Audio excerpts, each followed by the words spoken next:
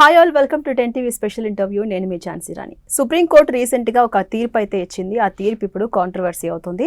పెళ్లికి ముందు లైంగిక సంబంధాలపై కీలక తీర్పు అయితే సుప్రీంకోర్టు ఇచ్చింది. ఇద్దరు మేజర్స్ పరస్పర అంగీకారంతో శారీరక సంబంధం పెట్టుకుంటే మ్యారేజ్కి ముందు, దాని తర్వాత సదరు వ్యక్తి అమ్మాయి అయినా కావచ్చు, అబ్బాయి అయినా కావచ్చు, వాళ్ళ క్యారెక్టర్ని తప్పుగా అనుకోకూడదు అని చెప్పేసి, ముఖ్యంగా జాబ్ విషయాల్లో క్రిమినల్ రికార్డ్స్లో ఉండకూడదు, తప్పుగా అనుకోకూడదు అని ఒక తీర్పు ఇచ్చింది. అసలు ఈ తీర్పుని మనం ఎలా అర్థం చేసుకోవాలి? సమాజం దీన్ని యాక్సెప్ట్ చేస్తుందా? కేవలం అమ్మాయికేనా లేకపోతే అబ్బాయికా? ఇద్దరు కలిపి ఎలా ఉండబోతుంది నెక్స్ట్ దీని ఎఫెక్ట్ అనేది చూద్దాం. ఇవాళ మనం డిస్కస్ చేద్దాం. మనతో పాటు ఉన్నారు స్టూడియోలో సోషల్ యాక్టివిస్ట్ కృష్ణకుమారి గారు అండ్ సుబ్బు గారు, హైకోర్టు అడ్వకేట్. వారు మనతో పాటు ఉన్నారు. వారితో మాట్లాడదాం, బ్రీఫ్గా తెలుసుకునే ప్రయత్నం చేద్దాం. నమస్తే మేడం. నమస్తే సుబ్బు గారు. సుబ్బు గారు, ముందుగా చెప్పండి, మనం చూస్తున్నాం సుప్రీంకోర్టు ఇచ్చిన తీర్పు. అసలు ఈ తీర్పుని ఎలా అర్థం చేసుకోవాలో కూడా అర్థం కావట్లేదు. అసలు బ్రీఫ్గా లీగల్ పాయింట్లో చెప్పండి, ఏంటి ఆ కేసు ఏంటి, ఎందుకు తీర్పు అయితే ఇవ్వడం జరిగింది? దీంట్లో అర్థం చేసుకోకపోవడానికి ఏం లేదండి. యాక్చువల్గా మీరు చూసుకున్నట్లయితే అనాదిగా ఆడవాళ్ళు అనే వ్యక్తులు అణచివేతకు గురి కాబడుతున్నారనే ఒక అపోహలో ఉన్నారు జనం అని, దీన్ని అంటే డోర్ కొట్టి మరీ సమాజానికి తెలియజేసి ఒక మెసేజ్. దీన్ని ఇవ్వడానికంటే ముందు మీరు చూసుకున్నట్లయితే criminal NCRB report, national crime bureau రికార్డులు మీరు చూసుకున్నట్లయితే స్త్రీలకు సంబంధించినటువంటి రేప్ కేసులు కానివ్వండి, తర్వాత అటెంప్ట్ అంటే మనం అసాల్ట్స్ కానివ్వండి, 354D ఇలాంటి కేసులన్నీ కూడా ఏంటంటే చాలా మట్టుకు అంటే దాదాపుగా 85% వరకు కూడా వీళ్ళు కావాలని వ్యక్తిగత కక్షలతోనూ, కుటుంబీకుల ప్రోద్బలంతోనూ, లేదంటే ఈ అమ్మాయి ఎవరైతే కక్షపూరితంగానూ చేస్తున్నటువంటి చర్యలే. ఇక్కడ మీరు చూసుకున్నట్లయితే ఇప్పుడు ఈ కేసుకు సంబంధించి ఈ తిరుపతి గురించి మాట్లాడడానికంటే ముందు నేను ఒక మాట, మహేందర్ అని ఒక అబ్బాయి ఉన్నాడు ఇక్కడే మన సింగరేణి కాలనీ. ఇప్పటికీ కూడా అతని మీద పోక్సో కేసు నడుస్తుంది. సో మహేందర్, తనకి దాదాపుగా 25 సంవత్సరాలు. తను ఒక అమ్మాయిని ప్రేమించుండు, వాళ్ళ క్యాస్ట్ అమ్మాయి. ఆ అమ్మాయికి 24 సంవత్సరాలు. ఆ అమ్మాయిది వీళ్ళది పక్కపక్కనే. వాళ్ళది వేరే ఊరు, అంటే తొర్రూరు. అయితే వాళ్ళు బ్రతకడానికి ఇక్కడికి వచ్చి గుడిసెలు వేసుకొని అక్కడ సింగరేణి కాలనీలో ఉంటున్నారు. సో ఈ అబ్బాయికి ఆ అమ్మాయికి ఇద్దరికి మధ్య మ్యాచ్ కుదిరింది. వీళ్ళిద్దరు పెళ్లి చేసుకోవడానికి ఇష్టపడ్డారు. కానీ ఈ అబ్బాయి కార్ డ్రైవింగ్ చేస్తారో, ఆ అమ్మాయి డిగ్రీ చదువుతుందని చెప్పి వాళ్ళ నాన్నగారికి ఈ అబ్బాయి అంటే నచ్చదు. సో నచ్చపోయేటప్పటికి ఏం జరిగిందంటే, ఒకరోజు December 24th నైట్ వీళ్ళంతా ఏదో పని మీద పండగ హడావుళ్ళు ఎక్కడో ఉంటే వీళ్ళిద్దరు కలిసి మాట్లాడుకుంటున్నారు. గుడిసెళ్ళల్లో ఏం చేస్తారు, మాట్లాడుకుంటున్నారు అంతే. మాట్లాడుకునేది వాళ్ళ నాన్నగారు చూసి వెంటనే ఈ అమ్మాయితో మాట్లాడించి ఈ అమ్మాయి బ్రెయిన్ వాష్ చేసి లైంగిక వేధింపుల కేసు అంటే పెడితే, వీళ్ళు ఏం చేశారు, తర్వాత వీళ్ళకున్నటువంటి ఎవరో అడ్వైజ్ ఇచ్చారు, ఈ అమ్మాయి మైనర్గా ఉన్నప్పటి నుంచి ఈ లైంగిక వేధింపులు జరుగుతున్నాయని పెట్టండి అంటే అది పోక్సో కిందకి దారితీసింది. సో వాస్తవానికి వాళ్ళిద్దరు ప్రేమించుకుంది ఈ అమ్మాయి 19వ ఏట నుంచి. సో ఇక్కడ చూడండి, ఇక్కడ ఏంటంటే ఇక్కడ చట్టం మిస్యూజ్ కాకూడదు, అదేవిధంగా ఏ ఒక్కరు కూడా అన్యాయం కాకూడదు. ఇప్పుడు వాళ్ళకి ఇచ్చినటువంటి బ్రహ్మాస్త్రాన్ని ఏదైతే ఇప్పుడు ఈ పాక్సో కేసు కానివ్వండి, లేదంటే రేప్ కేసు కానివ్వండి, మీరు చూసారు కదా 498A అనేది భార్యలు మిస్యూజ్ చేస్తారని సుప్రీంకోర్టే ఎన్నో సందర్భాలు ప్రస్తావించిన సందర్భం ఉంది. సో అక్కడ ఏంటంటే భర్త చేసిన పొరపాటుకు, లేదంటే భార్యాభర్తల మధ్య వచ్చిన తగాదాలకు కుటుంబీకులందరూ కూడా అక్యూజులు అవుతున్నారు. ఏంటంటే అక్కడ ఇచ్చినటువంటి ఆయుధం ఏంటంటే, మిమ్మల్ని ఎవరైనా హింసించినప్పుడు, ఏది కుటుంబ కలహాలకు సంబంధించి కట్నం వరకట్నం వేధింపులు గాను, లేదంటే భర్త నుంచి సెక్షువల్ అంటే ఏమంటారు మ్యారిటల్ రేప్ దగ్గర నుంచో, లేదంటే తోబుట్టులు, అత్తమామలు, ఆడబిడ్డలు వాళ్ళ దగ్గర నుంచి వచ్చే ఏదైతే వ్యతిరేకత ఉందో వాటి మీద చేయమని, వాళ్ళకి నిజంగా జరిగితే మీరు పెట్టాల్సిన కేసుని మీరు వ్యక్తిగత కక్షతో, పర్సనల్ గ్లడ్జ్తో, లేదంటే మా భర్త భార్యల మధ్య అంటే గొడవ తల్లిదండ్రులని అటాచ్ చేయడం ఇలాంటివి జరుగుతున్నప్పుడు ఎన్నో సందర్భాల్లో చెప్పడం జరిగింది. అలాగే ఈ కేసులో కూడా మైనర్గా ఉన్నప్పుడు ఆ అమ్మాయిని పాడు చేశారని లేనిపోని కేసు ఒక అబ్బాయి మీద పెట్టడం జరిగింది. ఇప్పుడున్నటువంటి నయ్యా దందా ఏంటంటే, ఇప్పుడున్నటువంటి యూత్లో చాలా వరకు, నేను ఉస్మానియా యూనివర్సిటీలో చదువుకున్నా, నేను ఇప్పటికీ కూడా అటువైపు తార్నాకాలోనే ఉంటాను, నా స్నేహితులందరూ కూడా అటువైపులో ఉంటారు. కామన్గా పీజీ చేసేటప్పుడు, నేను లా చేసేటప్పుడు నా స్నేహితులందరూ కంప్యూటర్ సైన్స్ వాళ్ళు, జియాలజీ వాళ్ళు, తర్వాత ఎన్వైరన్మెంటల్ సైన్స్ వాళ్ళు, ఫోరెన్సిక్ సైన్స్ వాళ్ళు, అందరూ మీకు తెలుసు కదా. ఓయూ అంటే ఆ ఒక్కొక్క పర్సన్ ఒక్కొక్క రూమ్లో కలిపేస్తారన్నట్టు. అలా ఉన్నప్పుడు ఒక ఇద్దరు పర్సన్స్, ఇప్పుడు కామన్గా పీజీ అంటే లవ్ చేసుకోవడం అనేది, చట్టాపట్టాలు వేసుకొని తిరగడం అనేది, ఇప్పుడు ఆ శృంగారం అనేది చాలా కామన్ పాయింట్, అబ్బాయికి అమ్మాయికి కూడా. మనం ఆదిలో చూసుకుని మనం వేదాల ప్రకారం చూసుకుంటే అది తప్పు. కానీ ఇప్పుడు మనం చూసుకున్నట్టు అది చాలా కామన్ అయింది. అబ్బాయి కానీ అమ్మాయి కానీ వాళ్ళకి వ్యక్తిగతానికి సంబంధించినట్టు ఏ అంశం అయినా సరే వాళ్ళు చాలా చాలా టేక్ ఇట్ ఈజీగా డిసిషన్ తీసుకొని చేస్తుంటారు. సో ఇలా జరుగుతున్నప్పుడు వాళ్ళిద్దరి మీద ఏం జరిగిందంటే వీళ్ళిద్దరూ కూడా గొడవలు వచ్చేసినాయి. అందులో ఒకరు పెళ్లి చేసుకున్నారు, ఇంకొకరికి మధ్యలో గొడవ వచ్చింది. గొడవ వచ్చి ఆ అమ్మాయి ఈ అబ్బాయి విడిపోయారు. ఈ అమ్మాయి వేరే అమ్మాయిని పెళ్లి చేసుకుంటుండే ఇతనని తెలిసి కావాలని అతని మీద రేప్ కేసు 376 రేప్ కేసు పెట్టింది. మరి ఇది ఎక్కడ న్యాయం? నేను చూసినవే చెప్తున్నా.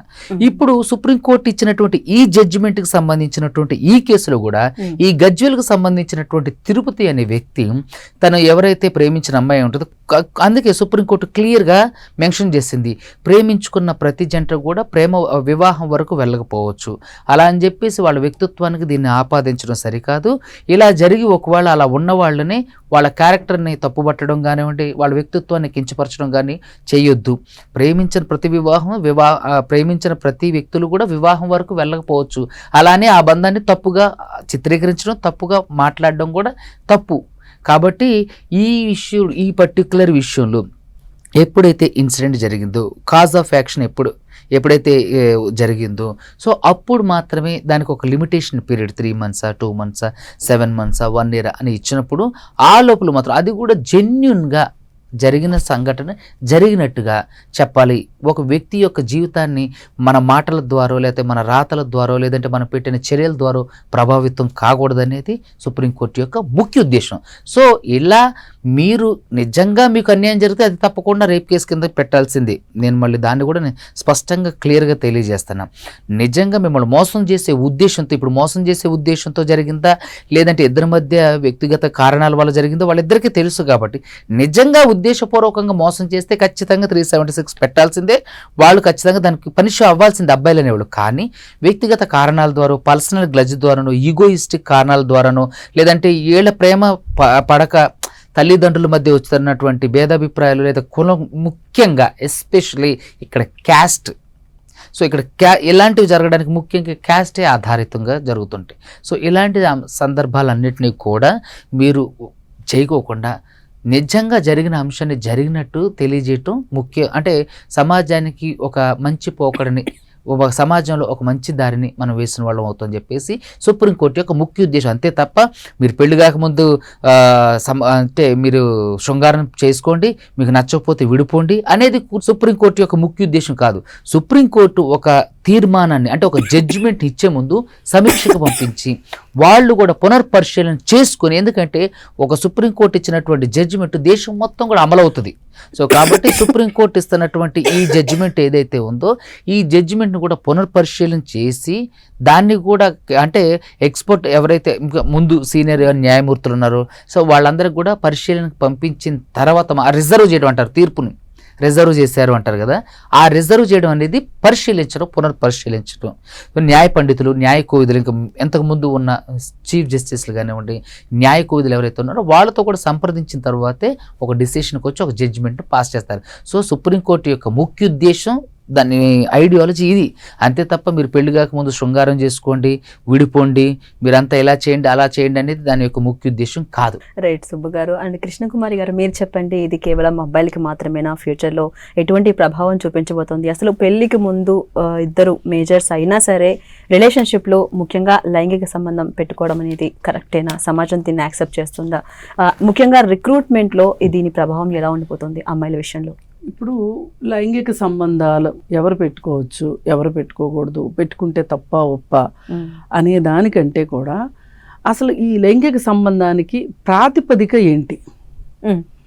ఇప్పుడు ఒక అబ్బాయి ఆ అమ్మాయితోటి లైంగిక సంబంధం కావాలనుకుంటున్నాడు. ఆ అమ్మాయి ఇలాంటివన్నీ పెళ్లి తర్వాతే అందనుకోండి, సరే పెళ్లి చేసుకుందాం, ఎలాగో కాబోయే భార్య భర్తలమే కదా. మనం కాబోయే భార్య భర్తలు అని నమ్మటం ఎట్లా అంటే, ఓ పసుపుతాడు, ఎవరో లేకుండా పసుపుతాడులు కట్టిన మహానుభావులు కూడా ఉన్నారు, కట్టించుకున్న తల్లులు కూడా ఉన్నారు. ఇవన్నీ మనకు తెలిసినవే, నేను కొత్తవి చెప్పట్లే.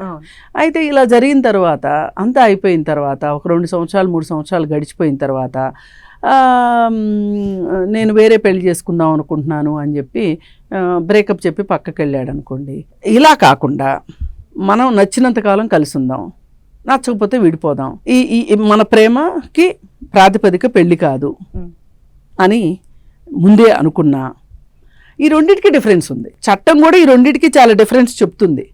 ఇలా అయితే కేసు పెట్టుకోవచ్చు, పెళ్లి చేసుకుంటాము అనే ఒక ప్రాతిపదిక మీదనే వీరి సంబంధం కొనసాగిందనుకోండి కేసు పెట్టొచ్చు, కాదనుకోండి కేసు పెట్టక్కర్లేదు అని చెప్పి ఇప్పుడు సుప్రీంకోర్టు చెప్తుంది. అంటే ఏంటి అర్థం? ఒక్కొక్కసారి కోర్టులు ఏం చేస్తాయి అంటే చట్టానికి మించింది ఏదో మీరు నేర్చుకోండి, ఈ సమాజం బాగా ముందుకెళ్ళిపోయింది కాబట్టి మీకు కావాల్సింది మీరు నేర్చుకోండి. చట్టం ప్రతిదీ నియంత్రించదు, చట్టం ప్రతిదీ మీకు చెప్పదు. అంత అనాగరిక పరిస్థితిలో సమాజం లేదు అని కోర్టు కూడా ఏంటి అంటే తాంబూలాలు ఇచ్చాం తన్నుకు చావండి అన్నట్లు చెప్తుంది. ఇప్పుడు ఈ అబ్బాయి కేసు చూసుకుంటే ఈ తెలంగాణకు సంబంధించిన ఇతని కేసు చూసుకుంటే, పోలీస్ రిక్రూట్మెంట్ అడిగారు కదా మీరు, ఈ కేసు చూసుకుంటే వీళ్ళిద్దరూ 4 సంవత్సరాలు స్నేహంగా ఉన్నారు, ఇంటి పక్కేళ్లలోనే ఉంటారు. అయితే ఒక ఫైన్ డే అతను నేను పెళ్లి చేసుకోను అన్నాడు. అయితే వీళ్ళిద్దరి మధ్యలో 2014లో ఇది జరిగింది. 2014 అంటే 4 సంవత్సరాల నుంచి వాళ్ళు ఉంటున్నారు అంటే 2010లో జరిగింది అనుకోవాలి. 2014లో కేసు పడింది. అయితే ఆ సందర్భంలో 2010 గురించి మనం మాట్లాడుకుంటే ఆ సందర్భంలో అమ్మాయిలు అంత ఈజీగా పెళ్లికి ముందు లైంగిక సంబంధాలకి ఓకే చెప్పేవాళ్ళ? పెళ్ళి అనే ఒక తారక మంత్రం చెప్తేనే లైంగిక సంబంధానికి వాళ్ళ సమ్మతి ఉండేది. మనం ఆ రోజు నుంచి చూసి ఇప్పుడు 2026గా చూసుకోవాల్సిందే. అంటే 2010లో జరిగింది ఇది అంటే 16 సంవత్సరాల క్రితం. ఇప్పుడు ఈ మధ్య వేగంగా సమాజం మారింది కానీ ఆ రోజు మట్టుకు అదే. అయితే అలాంటప్పుడు అమ్మాయి కేసు పెట్టింది. కేసు పెడితే 2014లో కేసు పెడితే 2015లో వీళ్ళు రాజీ పడ్డారు. అంటే ఏంటి, కేసు పెట్టినప్పుడు ఈ అమ్మాయి తాలూకా వాళ్ళు కూడా మరి కేసు పెట్టేదాకా వస్తే కూడా అతను వెళ్ళలేదు అంటే అతను ఇంకా నీకు దక్కడు. అలాంటప్పుడు ఈ కేసు పెట్టి ఈ కేసు ఎప్పటికి తేలుతుందో, ఎందుకు రాజీ ఉపయోగం లేదు అని రాజీ పడదాం. సరే వాళ్ళు కూడా ఎంతో కొంత నష్టపరిహారం ఇస్తామనో లేకపోతే ఏదో పెద్ద మనుషుల పంచాయతీనో ఏదో జరుగుతాయి కదా మామూలుగా. అది జరిగి ఇంకా అమ్మాయి రాజీ పడిపోయింది. అది లోక్ అదాలత్లో చేసేసుకున్నారు, అయిపోయిన తర్వాత అతను పోలీసు ఉద్యోగానికి పెట్టుకున్నప్పుడు ఈ పాత కేసు వివరాలు రాస్తే అప్పుడు రిక్రూట్మెంట్ బోర్డు అంది నీ పైన ఆ కేసు ఉంది కాబట్టి ఆ కేసులో రాజీ పడినంత మాత్రాన నువ్వు నేరం చేయలేదు అనడానికి ఏమీ లేదు, కాబట్టి నీకు ఉద్యోగాన్ని నిరాకరిస్తున్నాము అని ఒక రిమార్క్ అయిపోయింది. అది రిమార్క్ అయిపోయింది. అది అతను హైకోర్టుకి వెళ్ళాడు. హైకోర్టుకి వెళ్తే హైకోర్టు అతనికి అనుకూలంగా సింగిల్ బెంచ్ ఇచ్చింది. దానికి ట్రిబ్యునల్ వాళ్ళు కోర్టుకి వెళ్ళారు, మళ్ళీ దానికి ట్రిబ్యునల్కి అనుకూలంగా వచ్చింది. అప్పుడు ఇతను సుప్రీంకోర్టుకి వెళ్ళాడు. ఇప్పుడు ఈ మధ్య కాలంలో జోరుగా సుప్రీంకోర్టులు తీర్పులు ఇచ్చేస్తుంది కదా, పెళ్ళైన వాళ్ళైనా సరే వివాహేతర సంబంధాలు తప్పు కాదు ఇలాంటి చెత్తా చెదారం అంతా ఇస్తుంది కదా. ఇస్తున్న సందర్భంలో ఇద్దరు అడల్ట్ మధ్యలో సంబంధాన్ని తప్పుగా చూడొద్దని ఇవన్నీ పెట్టుకున్నాడు ఇతను. అంటే ఇతను కాదు, ఇతను లాయర్ పెట్టుకున్నాడు, సుబ్బు గారు లాంటి లాయర్ ఎవరో అయి ఉంటారు, పెట్టుకునేసరికి కోర్టు కూడా అవును అంతే కదా, ఇప్పుడు అతని వ్యక్తిగత సంబంధం వల్ల అతని క్యారెక్టర్ని డిసైడ్ చేయకూడదు అని. పైగా ఇంకొకటి కూడా ఏం చెప్పారు అంటే ఆమె రాజీ పడింది కాబట్టి ఆమెకి అన్యాయం జరగలేదేమో అనే ఒక మాట కూడా అనింది. ఇది నేను కొంచెం తప్పుపడుతున్నా. ఇందాక అక్కడ మాట్లాడిన దానికి ఇక్కడ మాట్లాడిన దానికి చెల్లుకు చెల్లు అన్నట్లుంది. ఇప్పుడు కోర్టుల్లో ఎప్పుడు చెల్లుకు చెల్లు అన్నట్లు ఉండదు, ఏది న్యాయమో అదే న్యాయం ఉంటుంది. ఇప్పుడు ఆమె ఏ బేసిస్ మీద కేసు పెట్టిందో దాని ప్రకారమే ఆలోచించాలి తప్పితే రాజీ పడిన దాని గురించి కాదు. ఇప్పుడు మనము మెరిట్స్లోకి వెళ్ళాలంటే మూలాల్లోకి వెళ్తే ఏం తేలింది, ఆమె రాజీ పడవచ్చు, కానీ ఆ రాజీ పడకుండా ఆమె కేసు కానీ కొనసాగించినట్లయితే ఇంకో 3 సంవత్సరాలకైనా 4 సంవత్సరాలకైనా ఆమెకి ఖచ్చితంగా న్యాయం దక్కి ఉండేది. అంటే ఒక నిమిషం, లేదండి లేదు, న్యాయం అంటే న్యాయం అంటే నేను ఏమంటానంటే కృష్ణకుమారి గారు న్యాయం అంటే మీ ఉద్దేశంలో ఏంటండి? ఆ అమ్మాయినే పెళ్లి చేసుకోవాలి. ఇప్పుడు ఇక్కడ ఇచ్చిన సందర్భం ఏంటి, ఆ అమ్మాయిని పెళ్లి చేసుకోవడం. నేను ఆ కోర్టు గురించి అండి. మీరు ఇందాక అన్నారు చెత్త చెదారం సుప్రీంకోర్టు అంటే మీరు సుప్రీంకోర్టు అయినంత మాత్రం ఇచ్చిన ప్రతి తీర్పుని గౌరవించాలని లేదు. చెప్పినట్టు నయా మోసం, ఇది నయా ట్రెండ్. ఇప్పుడు అందరూ బెదిరించి మరి డబ్బులు తీసుకుంటున్నారు, అమ్మాయిలు అబ్బాయిలు మొత్తం మారిపోయారు అంటారు. కానీ కృష్ణకుమారి గారు ఏం చెప్తున్నారంటే 2010 లో ఉన్న జనరేషన్ వేరు కదా, అప్పుడున్న క్రైసిస్ వేరు కదా, అప్పుడున్న పరిస్థితులు అన్ని వేరు. సో అప్పుడు వేరేలా ఉండేవి. సో దాన్ని బట్టి ఇప్పుడు వచ్చిన తీర్పు అంత కరెక్ట్ కాదేమో అనే ఆవిడ ఉద్దేశం అది కాదు. లేదు, నేను చెప్పాలనుకునేది ఏంటంటే ఆ రోజు పరిస్థితిని బట్టి ఆమె చెప్పేదానికి ఒక శాంక్టిటీ ఉంది అనుకోవచ్చు. ఇప్పుడు ఆ రోజు ఆమె రాజీ పడకుండా ఉండుంటే సంగతి నేను చెప్తున్నా, రాజీ పడకుండా ఉండున్నట్లయితే గనక అతను ఖచ్చితంగా అతను కన్విక్షన్ పడేది. ఇప్పుడు ఆమె పోరాడుతుంది అనే ఉద్దేశం ఉంటే గనక అతను కూడా దారికి వచ్చి పెళ్లి చేసుకునేవాడు. కానీ ఇక్కడ ఏం జరిగింది, ఏది ఏమైనా ఆ అమ్మాయి పెట్టిన కేసు ఏంటి, పెళ్లి చేసుకుంటాను అని నాతో శారీరక సంబంధం కొనసాగించి నన్ను పెళ్లి చేసుకోలేదు అని కదా ఆవిడ కోర్టుకు వచ్చింది. మనం అక్కడికి వెళ్ళి చూడాలి అంటున్నా నేను. రాజీ పడిన దాన్ని బట్టి లెక్క వేయటం కాదు, అసలు ఆమె కేసు ఏం పెట్టింది అనే దాన్ని బట్టి లెక్క వేయాలని నేను చెప్తున్నా. అందుకని ఏది ఏమైనా ఆ కేసులో వచ్చింది అవుట్కమ్ ఏదైతే ఉందో ఇవాళ, అసలు ఇవాళ ఈ మానవ సంబంధాల విషయంలో ఒకరినొకరు మోసం చేసుకునే విషయంలో కోర్టులు కూడా దొంగల చేతికి తాళాలు ఇచ్చేసినట్టు తీర్పులు ఇవ్వటాన్ని నేనైతే ఖచ్చితంగా తప్పుపడుతున్నా. అసలు వివాహేతర సంబంధాలు తప్పు కాదు అనే ఇచ్చిన తీర్పును కూడా నేను తప్పుపడుతున్నా.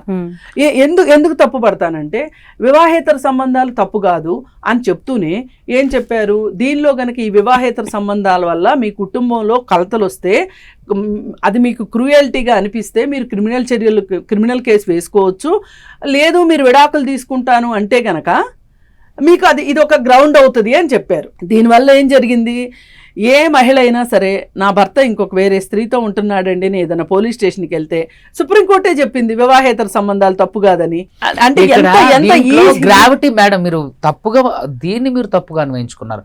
సుప్రీంకోర్టు ఇక్కడ ఈ వివాహేతర సంబంధాలు అనేది భార్యాభర్తల మధ్యలో తప్పు కాదని చెప్పింది అని అనటానికి మీరు హెడ్డింగ్ మాత్రం చదివితే కదా, దాని లోపల ఉన్నటువంటి గ్రౌండ్స్ ఏమంది, మీకు పరస్పర అంగీకారం అయినప్పుడు మీ భర్త వేరే వాళ్ళతో ఇక్కడ మెలకబెట్టింది ఏమని, ఎట్లాగో వాళ్ళు ఒప్పుకోరు. ఇక్కడ మీరు ఏమంటున్నారంటే ఇందాక మీరు చాలా అంటే సుప్రీంకోర్టు గురించి కానీ కోర్టు వ్యవస్థ గురించి కానీ చాలా తప్పుగా మాట్లాడిన సందర్భాలు రెండు. ఇక్కడ ఏంటంటే అడల్ట్స్ తప్పు చేసుకోమని వాళ్ళిద్దరు వ్యక్తి అంటే సమాజంలో వాళ్ళిద్దరు మేజర్లు అయినప్పుడు, వాళ్ళిద్దరూ ఒక కార్యక్రమం చేస్తున్నప్పుడు, ఓటు హక్కు 18 సంవత్సరాలకు ఇచ్చినప్పుడు, వాళ్ళ నిర్ణయాలు తీసుకునే హక్కు 18 సంవత్సరాలకు ఇచ్చినప్పుడు, వాళ్ళకి నచ్చిన పని చేయొద్దని చెప్పి తల్లిదండ్రులు చెప్తేనే విననప్పుడు కోర్టు ఏం చేస్తుందని అజమాయిషీ చేస్తుందా? ఇక్కడ నేను ఏమంటానంటే జరుగుతున్న కాలానుగుణంగా, జరుగుతున్న వ్యక్తిత్వాలకు అనుగుణంగా, జరుగుతున్న వాస్తవిక సంఘటనలకు అనుకూలంగా మాత్రమే కోర్టులు మారుతాయి తప్ప మీరు తీసుకొచ్చినటువంటి పాచింతకాయ పచ్చళ్ళు అదేవిధంగా భేదాలు ఇవి పనికిరావు. ఇక్కడ కేవలం సమాజానికి ఏది శ్రేయస్సు, సమాజానికి ఇప్పుడు ఏది అవసరం. ఇంతకుముందు నేను చదువుకునే రోజుల్లో నేను ఫస్ట్ క్లాస్ సెకండ్ క్లాస్ చదివేటప్పుడు సిమ్ 4000 ఐడియా సిమ్, ఇప్పుడు ఫ్రీగా దొరుకుతుంది. నేను చదువుకునే రోజులలో ల్యాండ్ లైన్ ఉండేది, ఈరోజు స్మార్ట్ ఫోన్, వైర్లెస్ ఫోన్స్. నేనేమంటానంటే 5G 6Gకి వెళ్ళిపోతున్నాం, మనం 6th జనరేషన్లోకి వెళ్ళిపోతున్నాం. దానికి అనుకూలంగా పాశ్చాత్యకాయ పచ్చళ్ళనే పెట్టుకొని మనం కూర్చొని ఉంటే ముందుకు సమాజం సాగదు. ఇంకోటి ఏంటంటే ఇక్కడ వ్యక్తిగత గౌరవాలకి, వాళ్ళ వ్యక్తిగత అంశాలకి వాళ్ళు ప్రాధాన్యత ఇచ్చుకోవాలి. మన ఇల్లు మనం చక్కబెట్టుకోవాలి. ఎల్లిగాడు పుల్లిగాడు మల్లిగాడు వచ్చి చక్కబెట్టరు. ఇక్కడ నేను ఏమంటానంటే కోర్టులు అనేవి మనల్ని ఎప్పుడు అజమాయిషీ చేస్తాయి అంటే క్రైమ్. ఇక్కడ మేడం కృష్ణకుమారి గారు కానీ 10 TV వేదికగా ప్రేక్షకులు కానీ మీరు కానీ తెలుసుకోవాల్సిన అంశం ఏంటంటే ఇక్కడ చక్కబెట్టుకోవాల్సింది మనల్ని మనం ఒక క్రైమ్ చేయకుండా, అంటే మన ద్వారా సమాజానికి కానీ ఒక వ్యక్తికి కానీ లేదంటే ఒక వ్యవస్థకు కానీ లేదంటే ఒక రిలీజియన్కి కానీ హాని జరగకుండా ఉండటం మాత్రమే కోర్టు నియంత్రిస్తుంది తప్ప మన శరీరంతో చేసే ప్రతి అవసరాన్ని, మన శరీరంతో చేసే ప్రతి పనిని ఎందుకు కోర్టు. ఇప్పుడు ఇక్కడ నేనేమంటానంటే ఈ 18 ఏళ్ళు నిండిన తర్వాత తల్లిదండ్రులకి అజమాయిషీ చేసే హక్కు లేదు. చట్టం ఆ శాస్త్రాల్లో నుంచి తీసుకునే చట్టాలు ఎక్కడి నుంచి వచ్చినాయి? సామవేదం, యజుర్వేదం, అజర్వణ వేదం, వీటి నుంచి, ఈ 4 ధర్మాల నుంచి తీసుకున్నదే మన ఇండియన్ లాస్. తర్వాత బ్రిటిషర్స్ వచ్చిన తర్వాత కాలానుకూలంగా దాంట్లో యూకే చట్టాలని మిగతా అన్ని తీసుకొచ్చి పోగు చేసి ఆదేశిక సూత్రాలు, ప్రాథమిక హక్కులు, విద్యా హక్కులు ఇవన్నీ తీసుకొచ్చారు. నేనేమంటానంటే 18 ఏళ్ళు నిండితేనే మీ కూతుర్ని మీరు అజమాయిషీ చేయలేరు. అలాంటప్పుడు మీ కూతుర్ని సుప్రీంకోర్టు అజమాయిషీ చేస్తుందా? రోజువారీ చేస్తారని కాదండి, ఇక్కడ రోజువారీ చేస్తారని కాదు, ఏదైనా ఒక వివాదం ఇక్కడ ఏమంటానంటే కోర్టును తప్పు పట్టదు. కోర్టు ఇది గందరగోళమైన తీర్పులు.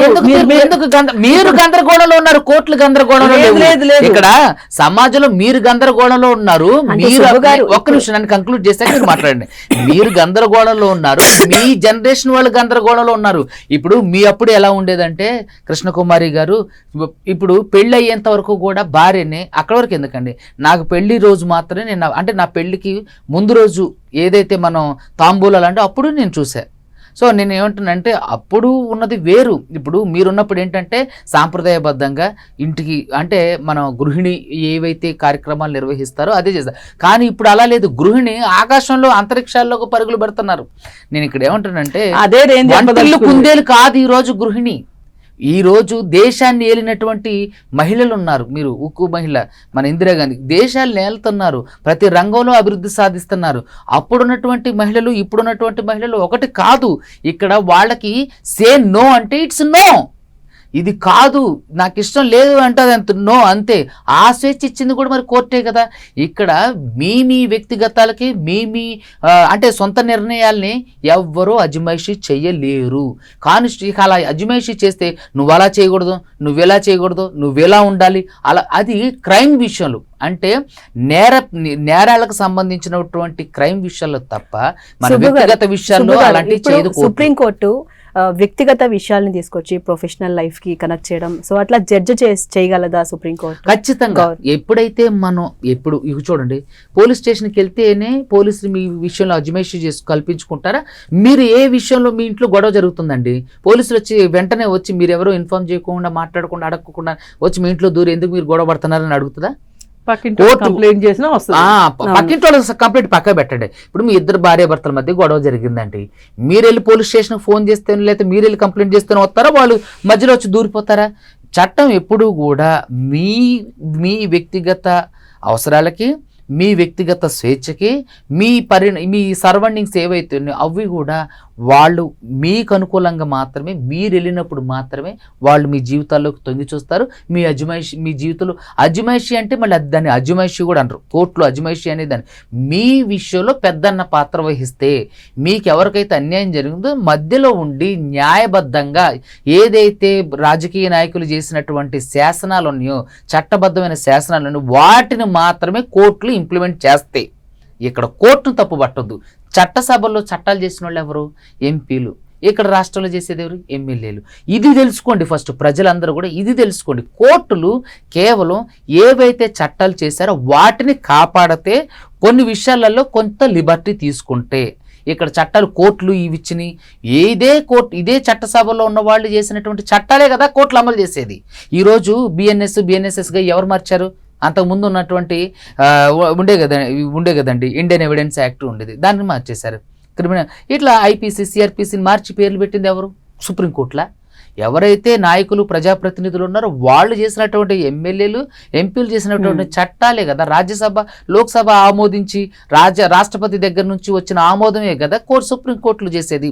మరి మేడం గారు అన్నట్టు జడ్జిలు వీళ్ళు వాళ్ళకి ఇష్టానుసారం ఎందుకు తీర్పులు ఇస్తారు?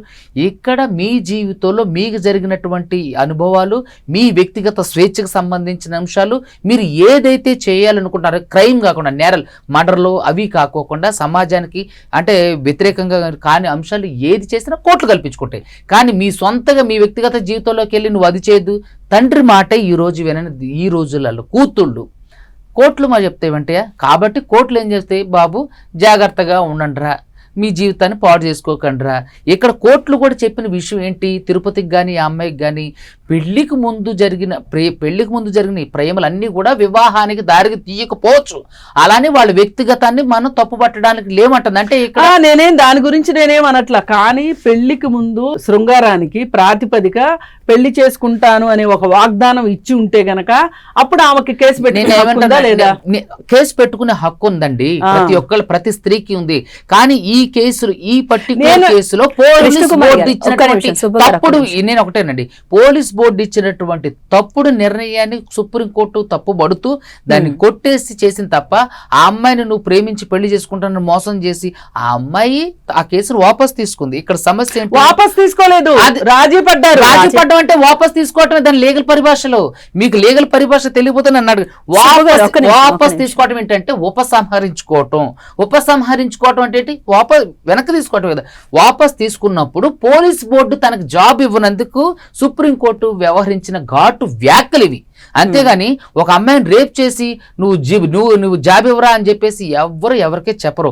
ఇక్కడ వివాదం సద్దుమడిగింది కాబట్టే ఈయనకి ఎందుకు జాబ్ ఇవ్వలేదురా మీరు, తన వ్యక్తిత్వం ఏదైతేనే కోర్టు తేల్చింది కొట్టేశామని. మీరు చేయాల్సింది కోర్టు ఆర్డర్లు ఫాలో అవ్వాలి. అంతేగాని ఇక్కడ ఈ అమ్మాయి వాపస్ తీసుకోపోతే నిజంగానే కన్విక్షన్. ఇప్పుడు ఎన్ని పోలీస్ ఆఫీసర్ అనే వ్యక్తి కొంత నిజాయితీగా ఉండాలి అండ్ ఒక పబ్లిక్ సర్వెంట్ తను జాబ్ లోకి వచ్చిన తర్వాత. సో అటువంటి వ్యక్తి పైన ఇటువంటి రిమార్క్ ఉన్నప్పుడు సో ఎలా తీసుకోవాలి? మనకు చట్టాలు చేస్తున్నటువంటి ప్రజాప్రతినిధులు ఉన్నారు కదా, ప్రజాప్రతినిధుల కోర్టులో 30% కేసులు వాళ్ళ మీదే ఉన్నాయి. మీకు ఒక విషయం తెలుసా, మనకి ఇప్పుడు సీఎంగా ఉన్నటువంటి రేవంత్ రెడ్డి గారి మీద అత్యంత క్రిమినల్ కేసులు ఉన్నటువంటి రికార్డు ఉంది. నేను ఇక్కడ ఏమంటానంటే, ఇన్ని కేసులు ఉన్నటువంటి ఒక వ్యక్తియే ప్రజాప్రతినిధిగా పోటీ చేసినప్పుడు ప్రతి ఒక్కడు, నో వన్ ఈజ్ పర్ఫెక్ట్. ఎవ్వరూ కూడా మన జీవితంలో వీడు మంచివాడు అనేవాడు ఎవడో ఉండడు. మంచి చెడు లేదులేండి, 2 సంవత్సరాలకు పైబడి శిక్ష పడితే గనక వాళ్ళు అనర్హులు అనేది అన్నారు. అంతవరకు అవకాశం ఉంది. ఈ లోపు కేసులు ఎన్నున్నా గానీ శిక్ష పడలేదనుకోండి, నేనేమంటాను, కేసు ఊరికి ప్రాథమిక విచారణ జరగకోకుండా కేసు ఎఫ్ఐఆర్ అవుతుంది. ప్రాథమిక విచారణ జరిగి కొంత ఎవిడెన్స్ తీసుకున్నాకే కదా ఎఫ్ఐఆర్ అయింది. మరి ఎఫ్ఐఆర్ ఉట్టిగిన పోలీసులు ఎఫ్ఐఆర్ చేస్తారంటే సరే, వాళ్ళ పర్సనల్ గ్లడ్జ్లు ఎవరి మీద ఉంటే వాళ్ళ మీద కేసులు చేస్తారు. అలా అనుకుంటే ఎఫ్ఐఆర్లు అన్నిట్లోనూ కన్విక్షన్ పడాలి. నేను అదే అంటున్నానండి. నేను ఎఫ్ఐఆర్లు పోలీసులే సగం ఎఫ్ఐఆర్లు వాళ్ళకి సగం పైనే వాళ్ళ పర్సనల్ గ్లడ్జ్తోనూ, ప్రజాప్రతినిధుల ఒత్తిడితోనూ, లేదంటే రాజకీయ ఇంకా మిగతా వాళ్ళ ఒత్తిడితోనూ చేస్తుంటారు. మీరు చూసినట్టయితే ఎన్సీఆర్బీ రిపోర్ట్ చెప్తుంది, మీరు ఎవరైతే జైలుకి వెళ్ళి చూడండి, మొన్న రీసెంట్గా 11 మంది 50 మంది ఎంతమంది రిలీజ్ అయ్యారు తెలంగాణ. అందులో వాళ్ళందరూ చెప్పిన మాట ఏంటి, మా కోడలు ఆవిడే గ్యాస్ నూనె పోసుకొని నిప్పు అంటించుకుంది సార్, నేను కోడలకి తెచ్చుకున్నప్పుడు ఎందుకు చంపేస్తా సార్ అంది. ఇక్కడ చాలా వరకు ఏంటంటే వాళ్ళు ఎవరు ఒక వ్యక్తి ఒక మనిషిని ఎందుకు చంపుతారంటే చెప్పండి, లేదంటే ఒక వ్యక్తి ఇంకొక మనిషిని ఎందుకు పాడు చేసి తన జీవితాన్ని ఆగం చేస్తారు. ఇప్పుడు చంపని వాళ్ళు ఉన్నారు చాలా మంది. మీరు జైలు చంపే వాళ్ళు చాలా తక్కువ మంది. మీరు జైళ్ల శాఖను సంబంధించినటువంటి సూపరింటెండెంట్లు ఉంటారు, మీకు ఒకసారి వీలుంటే వాళ్ళని ఎప్పుడన్నా చంపేవాళ్ళు లేరంటలేదండి, చంపేవాళ్ళు ఉన్నారు. కానీ చంపని వాళ్ళు శిక్షపడి కన్విక్షన్ లో ఉన్నవాళ్ళు అక్కడ వరకు. ఎందుకంటే రేపుల విషయంలో నేను ఇప్పుడు ఈ విషయంలోనే చెప్తున్నా, దాదాపుగా నాకు తెలిసినంత వరకు 100 రేప్ కేసులు ఫైల్ అయితే అందులో 85 రేప్ కేసులు ఫేక్. వాళ్ళిద్దరి మధ్య అనూహ్యంగా వచ్చినటువంటి పరిణామాలు, వాళ్ళిద్దరి మధ్య అనూహ్యంగా వచ్చినటువంటి గొడవ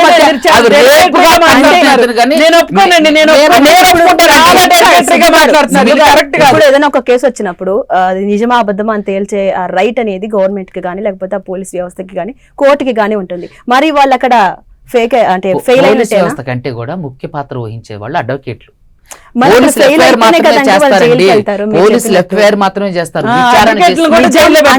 తర్వాతనే వాళ్ళకి శిక్ష పడుతుంది అంటున్నారు. సో శిక్ష పడిన లోపల జైలు శిక్ష అనుభవించే వాళ్ళకి న్యాయం చేయలేకపోయింది ఎవరు? న్యాయం ఇక్కడ మీరు ఇంకోటి గుర్తు పెట్టుకోవాలి, నిజమా తేల్చాల్సింది కోర్టు. న్యాయం చేయలేకపోవడానికి కారణం ఆర్థిక పరమైనటువంటి వ్యవస్థ. మీరు మూలాలకు వెళ్ళి ఏదో పైపైన తెలిసిన విషయాల్ని మాట్లాడకండి. ఒక వ్యక్తికి న్యాయం జరగట్లేదు అంటే తను ఎకనామికల్గా లేడు అని. ఎందుకంటే ఒక న్యాయస్థానంలో ఒక న్యాయవాదిని నియమించుకోవాలి అంటే కొంత మూలధనాన్ని అనేది పెట్టుబడిగా పెట్టాలి.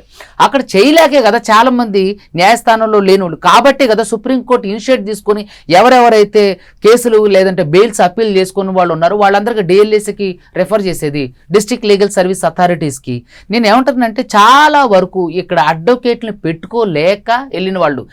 ఈరోజు తెలంగాణ ప్రత్యేక రాష్ట్ర తెలంగాణ ఏర్పాటు జరిగిందంటే ఎంతోమంది తెలంగాణ వాదులు, ఎంతోమంది విద్యార్థులు బలిదానంతో పాటుగా న్యాయవాదుల యొక్క ఏమంటారు నిరసన, వాళ్ళు మొట్టమొదటిగా రోడ్డెక్కి చేసినటువంటి కృషి.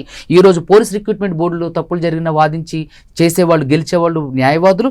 సమాజంలో హైడ్రాకి సంబంధించినటువంటి ఆదివారం జరుగుతున్నటువంటి కేసులు కూడా న్యాయవాదులే కోర్టులో వేసి గెలిచి. ఈరోజు అమెరికాను పరిపాలించేది ట్రంప్ అయితే అతను నడిపించేది న్యాయవాదులు, యూకేని నడిపించేది న్యాయవాదులు. ప్రపంచ దేశాలు మీరు ఎక్కడైనా చూసుకోండి, న్యాయవాదులు 60% పైనే ఉంటారు ప్రజాప్రతినిధులు. నేను ఏమంటానంటే ఇక్కడ న్యాయవాది అనేవాడు గొప్పవాడు కాదు, కోర్టు అనేది గొప్పది. కోర్టు తర్వాత న్యాయవాది అనేవి ఆయన గొప్పవాడు. నేను ఇక్కడ ఏమంటానంటే ఇక్కడ మేడం అన్నట్టు చెత్త తీర్పులు అవి అంటే ఎప్పుడు కూడా వ్యక్తులకు సంబంధించినటువంటి వాళ్ళకు అనుకూలమైనటువంటి తీర్పులే. మీ వ్యక్తిగత స్వేచ్ఛకు భంగం కలిగించి కోర్టుల మధ్యలో తోరో. సో కాబట్టి ఇది మీరు మనసులో పెట్టుకొని ఈ తిరుపతి కేసులో జరిగింది. ఒక్క నిమిషం. అండ్ కృష్ణకుమారి గారు మీరు చెప్పండి, ఇప్పుడు ఇచ్చిన ఈ తీర్పు అనేది ఫ్యూచర్ జనరేషన్ పై ఎటువంటి ఎఫెక్ట్ పడుతుంది? సో ఆయన చెప్తున్నారు, సుబ్బు గారు ఏం చెప్తున్నారంటే జనరేషన్ కి తగ్గట్టుగా అందరూ బిహేవియర్ కూడా మారుతుంది, దానికి సంబంధించి దానికి తగ్గట్టుగా కోర్టు తీర్పిస్తుంది, కోర్టు దాంట్లో ఎటువంటి నెగిటివ్ లేదు, ప్రజాప్రతినిధులు ఇచ్చిన చట్టాలు కూడా దానికి మెయిన్ మూలం అని అంటున్నారు. సో మామూలుగా ఈ ట్రెడిషన్ పరంగా చూసుకుంటే అసలు ఈ ఎఫెక్ట్ అనేది ఫ్యూచర్ జనరేషన్ మీద ఎటువంటి? నేను ట్రెడిషనల్గా మాట్లాడుతున్నాను అనేది అసలు నా ఉద్దేశం కాదు, ట్రెడిషనల్గా కాదు. నేను ఎందుకు ఇంత గందరగోళం అని ఎందుకు చెప్తున్నానంటే అసలు మనము మామూలుగా నిబంధనలు పెడితేనే నిబంధనల్ని ఉల్లంఘించటమే మా ఉద్దేశం అన్నట్లు ఎప్పుడు యూత్ ఉంటారు. ఇప్పుడు యూత్ ఇంకొంచెం ఎక్కువ ఉంటున్నారు, కానీ మేము యూత్గా ఉన్నప్పుడు కూడా మేము ఎంతో కొంత చట్టాలను గౌరవించలేదని కాదు, కానీ కొంతమందికి ఉల్లంఘిస్తే ఎలా ఉంటుంది చూద్దాం అనేవాళ్ళు ఉండేవాళ్ళు. అలాగే ప్రతి జనరేషన్లోనూ ఉంటారు వాళ్ళు. అయితే అసలు నిబంధనలు పెడితేనే ఉల్లంఘించే వాళ్ళు ఉన్నప్పుడు అసలు నిబంధనలు కూడా లేవు అని చెప్పి గేట్లు బార్లా తెరిచేస్తే అసలు ఒక విచ్చలవిడితనం వచ్చేస్తుందా రాదా? ఇప్పుడు ఎవరికి వాళ్ళకి వ్యక్తికి వాళ్ళ గురించి వాళ్లే చేసుకోవాలని చెప్పారు, నేను కూడా దానికి ఆమోదిస్తా. కానీ వాళ్ళకై వాళ్ళు తెలివైన నిర్ణయాలు తీసుకోగలిగి చట్టం ప్రకారం ప్రవర్తించటము అనేది ఒక వ్యక్తికి వచ్చేస్తుందా? చట్టాల పట్ల అవగాహన ఉండి ఒక సమాజం బాగా అభివృద్ధి చెంది, అంటే అక్షరాస్యత విషయంలో కావచ్చు, అవకాశాల విషయంలో కావచ్చు, అంత సమసమాజం ఉన్న రోజుల్లో అర్థం చేసుకుంటారేమో కానీ వాళ్ళ నిర్ణయాలు వాళ్ళు మంచిగా తీసుకోగలుగుతారేమో కానీ ఇప్పుడున్న పరిస్థితుల్లో ఒక నేరం చేయని వాడు కూడా డబ్బులు పెట్టి వాదించుకోలేని, అంటే లాయర్ని పెట్టుకోలేని పరిస్థితుల్లో జైలుకే వెళ్తున్నాడని సారే చెప్పారు. ఇట్లాంటి పరిస్థితులు ఉన్నప్పుడు అందరికీ ఒక రకమైన న్యాయం కానీ అందరూ ఒకే రకంగా వాళ్ళకి మంచి జరిగేటట్లుగానే ఆలోచించడం వస్తుందా? ఇక్కడ రాదు. మీరు ఆగండి సార్, మీరే మాట్లాడండి, లేకపోతే తప్పును ఖండించా. అసలు కాదు, మీకు హక్కు లేదు. లేదండి, న్యాయాల గురించి మీరు తప్పుగా మాట్లాడుతుంటే నేను చాలా తప్పులు. 85% కేసులు దొంగ కేసులు అన్నట్టు. మీరు ఒప్పుకునేది ఏంటండి? మీరు ఒప్పుకోకపోతే వచ్చి నష్టమే లేదు. నేను అడ్వకేట్ గా నేను ప్రతిరోజు కోర్టులో చూసి నేను చెప్తున్నా. మీరు చూడండి, నేను ఇప్పుడు కూడా నా మీద స్టిక్ అయి ఉన్నా. మీరు ఆర్టీఐ వేయండి, మీరు ఆర్టీఐ వేసి కేసులు తీయండి. నేను 10 టీవీ వేదికగా నేను మీకు రిక్వెస్ట్ చేస్తానా, మీరు ఆర్టీఐ వేయండి. ఆర్టీఐ వేసి తీసుకొచ్చి నేను ఆల్రెడీ అడ్వకేట్ గా నేను చూస్తున్నా కాబట్టి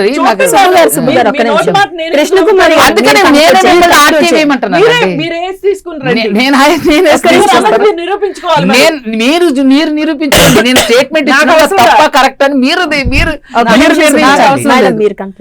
ఒకటండి, వ్యక్తులకి వాళ్ళకి మంచి వాళ్ళకి చెడు అని తెలుసుకునే జ్ఞానం రావటానికి కనీసం 22-23 ఏళ్ళు వస్తుంది.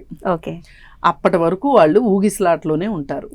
ఇప్పుడు ఈయన 18 ఇయర్స్కి ఓటు హక్కు వచ్చేసింది కాబట్టి 18 ఇయర్స్ తర్వాత వాళ్ళు చాలా స్వేచ్ఛగా శృంగారంలో పాల్గొవచ్చు అని చెప్తున్నారు. దానివల్ల అందరూ పాల్గొంటారని కూడా కాదు, కొందరు దాన్ని వ్యతిరేకించే వాళ్ళు ఉండొచ్చు, వాళ్ళకు ఉండే ఇన్హిబిషన్స్ వల్ల వాళ్ళు ఆగిపోయే వాళ్ళు ఉండొచ్చు, లేకపోతే దీనివల్ల ఏం ప్రమాదం ఉందని భయపడే వాళ్ళు ఉండొచ్చు, అది వేరే విషయం. కానీ దీన్ని 18 ఇయర్స్కి వాళ్ళకి ఓటు హక్కు వచ్చింది కాబట్టి వాళ్ళు ఫ్రీగా ఉండొచ్చు అనే జడ్జిమెంట్ పాస్ చేయటం అంటే మేమేమన్నా వ్యక్తులకి నియంత్రించగలమా? నియంత్రించలేం కాబట్టి, నిరోధించలేం కాబట్టి, నియంత్రించలేం కాబట్టి వాళ్ళ ఇష్టం వచ్చినట్టు వాళ్ళని ఉండని అనడం ఎంతవరకు కరెక్ట్ అనేది నా ఉద్దేశం.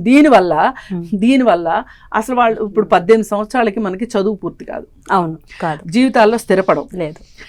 ఇలాంటి పరిస్థితుల్లో వీళ్ళు వీటి పేర్లతోటి, ఈ సహజీవనాల పేర్లతోటి, లేతే ఇంకోటి వాళ్ళు అసలు జీవితంలో వాళ్ళ కాళ్ళ మీద వాళ్ళు నిలబడటానికి, వాళ్ళు జీవితంలో స్థిరపడటానికి కావాల్సిన పనులే చేసుకుంటారా? ఇంకా చదువు ఉంటుంది, లేదు కాంపిటేటివ్ ఎగ్జామ్స్ రాసుకుంటారు, వాటిపైనే శ్రద్ధ పెడతారా? ఈ ఎక్స్ట్రా కరిక్యులర్ యాక్టివిటీస్ మీదే శ్రద్ధ పెడతారా? అందుకని ఏంటంటే మనం ఏదో ఒక రకమైన, అంటే ఇప్పుడు చట్టం చెప్పినంత మాత్రాన అందరూ వినేస్తారని కూడా నేను అనట్లా.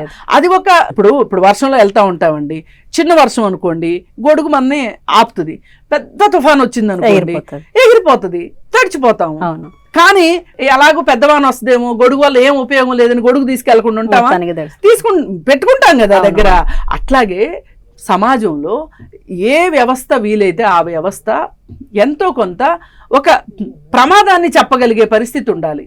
ఇది చెయ్యండి, ఇది చేస్తే మీకు నష్టం ఉండదు, ఇది చెయ్యొద్దు, ఇది చేస్తే నష్టం, డూసు డొనాట్స్ అనేవి ఒక ఎగ్జామ్ పేపర్లోనే డూసు డొనాట్స్ ఉన్నప్పుడు ఒక లైఫ్కి సంబంధించిన నిర్ణయాలు తీసుకునే దగ్గర డూసు డొనాట్స్ లేకుండా ఎట్లుంటాయండి?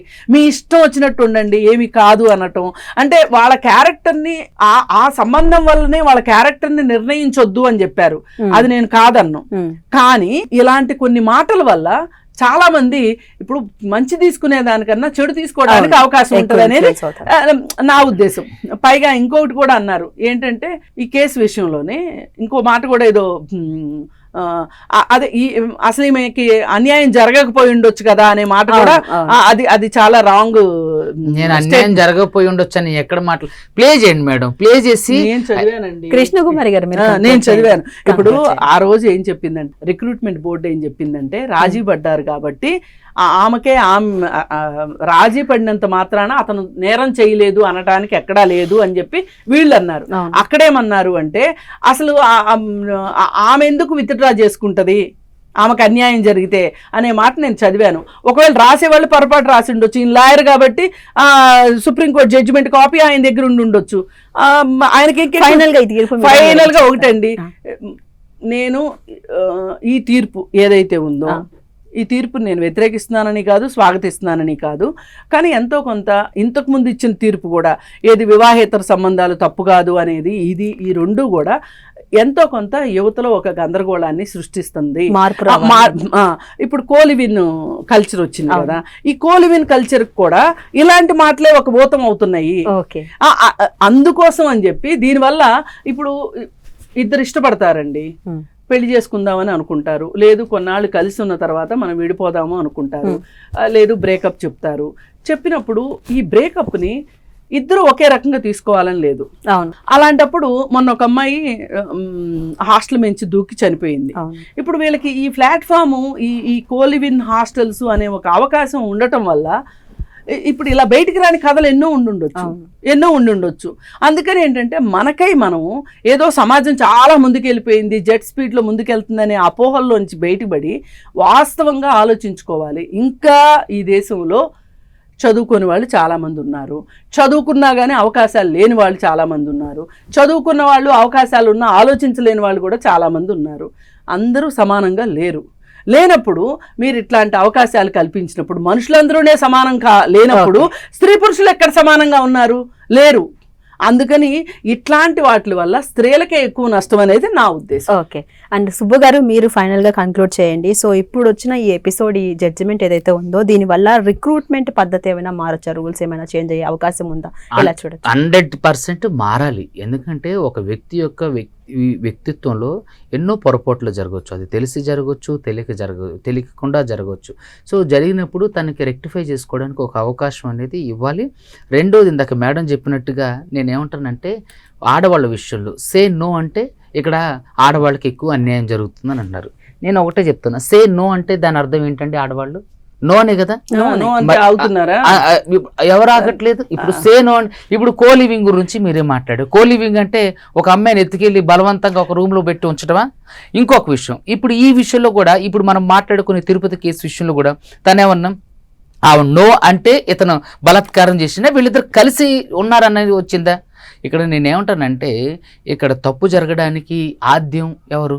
ఇప్పుడు ఒక అబ్బాయి మన వైపు చూశారనుకోండి, ఒక అమ్మాయి వైపు చూశారు, ఆ అమ్మాయి ఫస్టే అతను వ్యతిరేకించింది అనుకో, రెండోసారి ఆ అమ్మాయి మారుతున్నాడు. ఇక్కడ నేనేమంటానంటే ఒక వ్యక్తి యొక్క అంటే గతంలో జరిగినటువంటి పొరపాటుని ఎప్పుడు కూడా మనం దాన్ని మెయిన్గా తీసుకోకూడదు. మారడానికి ప్రతి ఒక్కరికి అవకాశం ఇవ్వాలి. రెండోది, అక్కడ జరిగిన ఏదైతే క్రైమ్ ఉందో అది ఇద్దరి మధ్య సమసిపోయింది. అందుకనే రాజీ మార్గమే రాజమార్గం అని చెప్పేసి ఒక మన లోక్ అదాలత్ తీసుకురావడం జరిగింది. సో ఇక్కడ ఏంటంటే ఈ వ్యక్తుల మధ్య వివాదాలని సామరస్యంగా పరిష్కరించడం కోసం జరిగేటువంటి ప్రక్రియ. సో కాబట్టి ఇద్దరు సే నో అంటే నో అనే జరగాలి. కాబట్టి ఇక్కడ నేను ఆవిడ తప్పు అంటే ఇప్పుడు కృష్ణకుమారి గారు అంటే పెద్ద వయసు కాబట్టి సో ఆవిడ కొంత పాత ఎవరైతే ఈ పద్ధతులు ఆచారాలను ఆవిడ పాటించే వ్యక్తి. వాస్తవానికి కృష్ణకుమారి గారు చాలా మంచి వ్యక్తి. సో ఆవిడ వాళ్ళు ఉన్నటువంటి జనరేషన్కి ఇప్పుడు ఉన్నటువంటి జనరేషన్ రిక్రూట్మెంట్ లో ఏ విధమైన రూల్స్ వచ్చే అవకాశం? రిక్రూట్మెంట్ మారచ్చు. ఇక్కడ ఇప్పుడు దీని ప్రకారం చూసుకుంటే ఎవరైతే ఈ టైప్ ఆఫ్ కేసులో జాబ్ కోల్పోయిన వాళ్ళు ఉన్నారు, ఏది రిక్రూట్మెంట్లో ఈ అపాయింట్మెంట్కి వెళ్ళేటప్పుడు బ్యాక్గ్రౌండ్ వెరిఫికేషన్లో ఉన్నారో వాళ్ళందరికీ కూడా న్యాయం జరగడానికి అవకాశం ఉంది. భవిష్యత్తులో ఒకవేళ ఇలాంటిది ఏదైనా జరిగినా సరే ఖచ్చితంగా వాటి నుంచి ఇలాంటి వ్యక్తులు ఎవరైనా ఉంటే వాళ్ళకి మినహాయింపు ఇవ్వడం కుదురుతుంది. కానీ ఇలా అని చెప్పి యువతలో ఉన్నటువంటి అబ్బాయిలు అమ్మాయిల్ని శారీరకంగా వాడుకొని కావాలని చెప్పేసి వాళ్ళని అంటే వదిలించుకునే ప్రయత్నం చేయటం మాత్రం నిజంగా తప్పుకు అంటే ఒక తప్పుదోవ వెళ్ళడానికి అవకాశం ఉంది. కాబట్టి అబ్బాయిలు కూడా జాగ్రత్తగా ఇలాంటి విషయాల్లో జాగ్రత్త వహించి ఒక ఉన్నతమైనటువంటి వ్యక్తిత్వం కలిగిన వారుగా సమాజంలోకి రావాలనేది నా కోరిక. రైట్ అండి. ఈ కేసుకు సంబంధించి మీ అనుభవాలు అయితే పంచుకున్నారు. Thank you so much. Thank you అండి. సో చూసారు కదా, ఇది వాళ్ళ ఇంటర్వ్యూ. నెక్స్ట్ ఇంటర్వ్యూలో మళ్ళీ కలుసుకుందాం. అంతవరకు కీప్ వాచింగ్ 10 TV.